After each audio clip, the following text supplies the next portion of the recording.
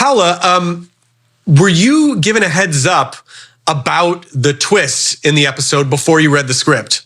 I was not given a heads up, and I am so thankful that I was not given a heads up, because when I read it, I mean, I spoke to Khary afterwards, and when we were reading it, we were like, why is Ezekiel being so mean? Like, I was like, what is going on? Are we changing? Like, the show is changing. What is this?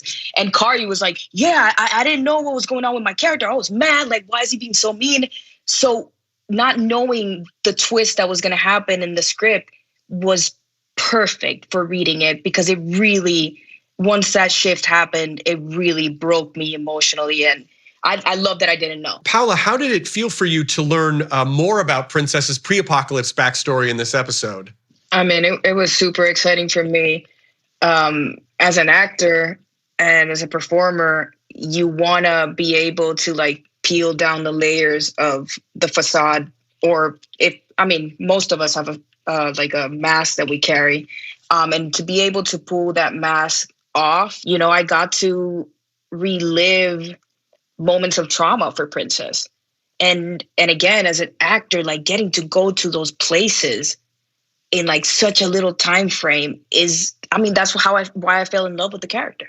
And do you feel like you have a deeper understanding of her after this episode than you had previously?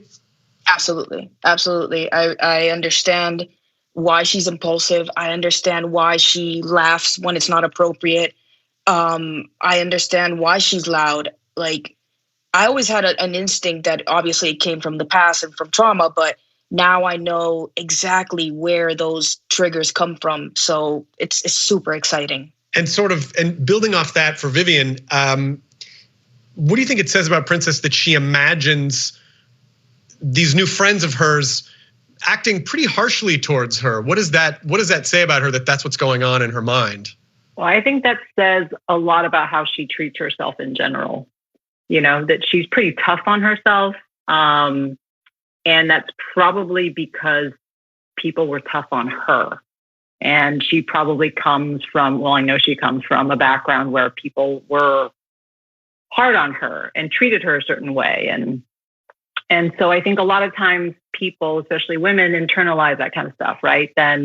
And they think it's their fault, and they get worried that they're messing things up, or that they're going to ruin something, or that there's something not worthy about them. When she's projecting all those things that she thinks about herself onto these new friends that she makes, like, it's just her coping with all the things that she maybe hates about herself or worries that other people will hate about her. I mean, I'm like crying when you were speaking about that. It's the visual, these visions that she's having of her friends are the visual representation of self-sabotage and are, speaking negatively to ourselves. And oh my God, it was just so beautifully written. And I'm sorry, I got emotional, but because it's so true what you just said. Thank you for sharing that. It's so true. It's also beautifully performed, Paola. I mean, you understand so much in one episode. She's managed to overcome a lot, and we've seen a lot of characters sort of have, I think, kind of what Ron was saying before, this kind of external conflict, but really seeing this one solitary character come through. And I think she has overcome that, and we see that at the end of the episode when she decides not to leave. That is growth for her. Her instinct is always like, oh, I'm effing this up. I gotta run. This is why I can't be around people. This is why I can't have nice things. I gotta run. And we see the shift that she decides, like, no, I gotta learn to live in a family, in a society, in a world.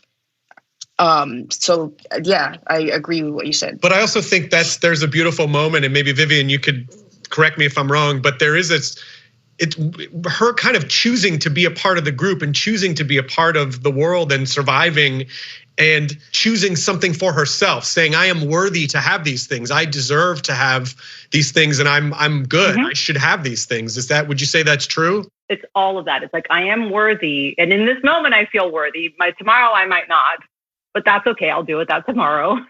But it is absolutely her accepting herself in that moment and saying that there isn't anything wrong with me, that I'm okay right now. And I'm just going to go with that for now. because these are my friends and I'm going to choose them for second, you know? But as we're reminded, because it is hard to lose track of, just because of how the season sort of stretched out.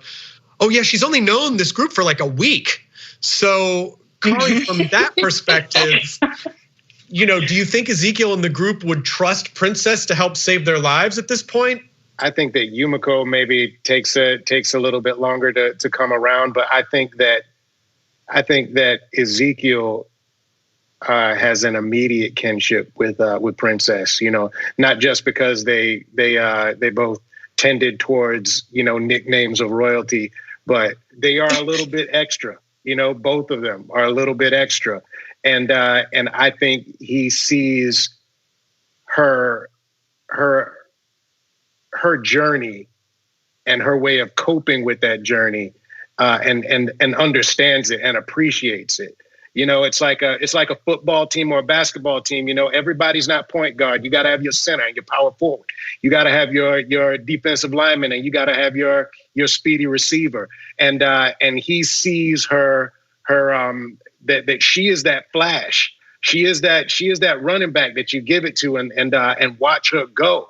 You know, and you don't, and it's the things that you don't practice. It's those jukes and moves that she makes that you can't teach, that makes Princess special. And by the way, it also is what makes Paola special. And I just have to say, just seeing the way that she reacts to the way that when Vivian is explaining this character, I just hope everybody understands how awesome it is that we found Paola to play this part, because she wears it. So Paola, can you talk a bit about, so that interrogation scene is very interesting because she does decide to commit and protect her friends. Can you talk a little bit about that scene and her, you know, being so resolved to really lock in and dig her heels in and protect the group?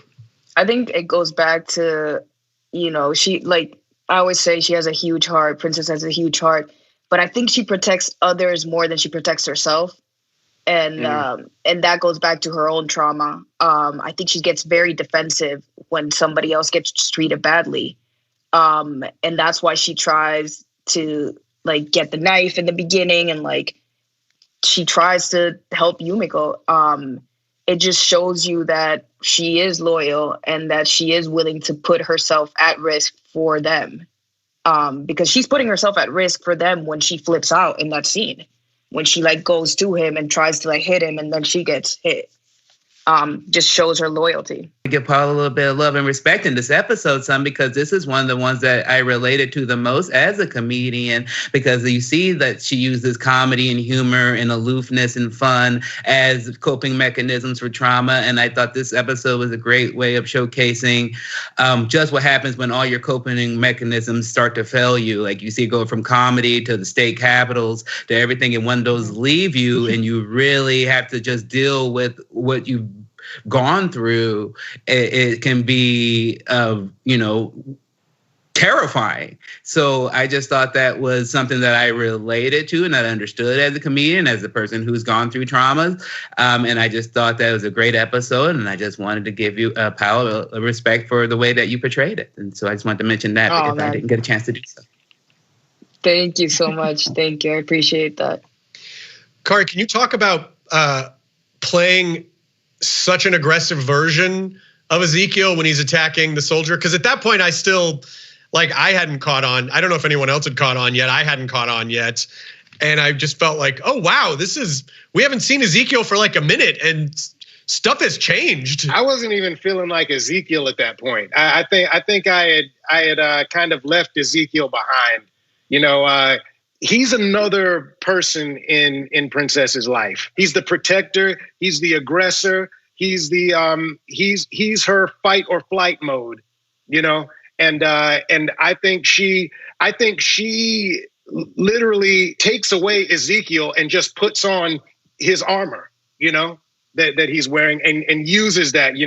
He looks kind of like he's got that predator hair. He just goes full predator. I think. He's just anytime. He's just ready to go. Paola, what do you think is going through Princess's mind when she looks down and sees the blood on her hands and realizes she's the one who attacked the soldier? I think she passed weak and then some, you know? I think it's that fear that all of us have of losing control. Ron, if you could collaborate with Princess to dress up walkers, what would you want to see? Easy, very easy. Police officer, construction worker, Native American chief. We make the village walkers. We're having a great time. Oh, yes. #1 album in the apocalypse. Village walkers. This is a question for Paola from Twitter, from Petruska. Paola, if suddenly walkers stopped existing, what do you think Princess would do? What would her plans for life be?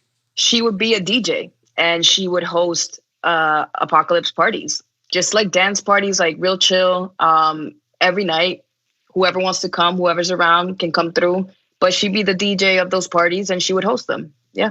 Perfect answer. May I also recommend therapy? Copious amounts of therapy will also be helpful. Oh, yeah, that too. That would help too. But you know, the DJ parties are very therapeutic. You know, like that is also that would be very Dancing is therapeutic. Absolutely. Yeah.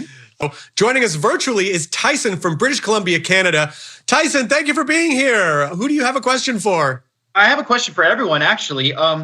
If Princess's imagination could, say, spawn a TV crossover episode, what TV character outside of the Walking Dead universe would you guys want to see her interact with?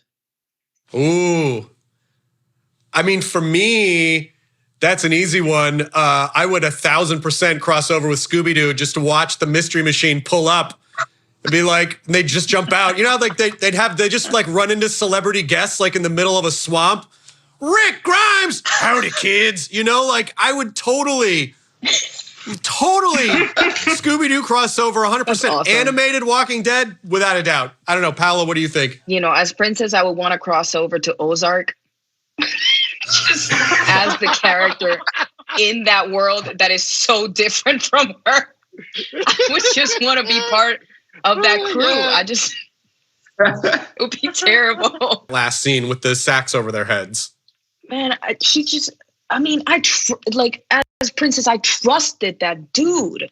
Like the soldier. I almost killed you. Cool. I'm sorry about that. I trusted you and I gave you all the information that I do know about these people. And to see for him, when I asked, like, when can I see my friends? And I see them all tied up and with bags over their faces, it's a betrayal. And I think Princess is like, oh my God, is this my fault? Is it because I was volatile or like impulsive? And now they have this information that I gave them and they're going to use that against us. So Princess is just like going through all the emotions at the same time. Vivian, is there anything you can tell us about what's in store for Princess and the group moving forward? Mm-mm. No. That's my favorite answer. That's my favorite answer. That was the best. Yes. I don't think anyone's ever done that. Usually it's like, well, you know, you're going to have to, but I just like the immediate shutdown. No. She said, I mean, I honestly don't think, I'm not saying enough. Sorry. I'm not, I don't actually, no, I don't think. That's a fair answer. Listen, that is a fair answer. That was a straight up Clint Eastwood, just fast draw, and just walk away. Set strong boundaries, Vivian. We will just keep watching, Vivian, but amazing episode, beautifully written. Thank you so much for being here, Vivian. It was such a pleasure to have you on. Thank you for watching Talking Dead Home Edition. My guests have been Vivian and Paola Lázaro and Khary, Payton, and Ron Funches.